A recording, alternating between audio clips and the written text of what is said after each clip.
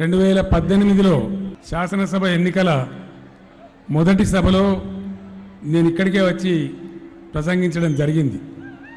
హుస్నాబాద్ గడ్డ ఆశీర్వాదంతో ఆనాడు 3/4 అంటే 88 సీట్లతోని అఖండమైన విజయాన్ని మనం సాధించినాం.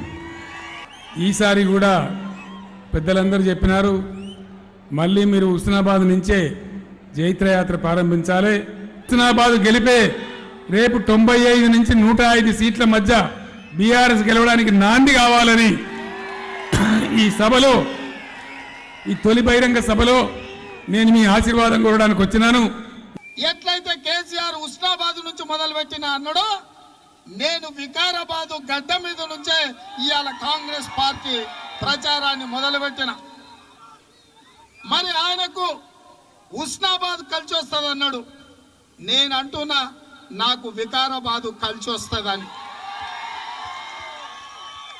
ఇవాళ నేను సవాలు విసురుతున్నాయి రాష్ట్ర ముఖ్యమంత్రికి. హుస్నాబాద్ నీ కండగా నిలబడుతుందో, వికారాబాద్ జిల్లా నా కండగా నిలబడుతుందో, డిసెంబర్ 3 తారీఖు నాడు వచ్చే ఫలితాలు ఆ ఎల్ల నిగ్గు తేలుస్తాయి.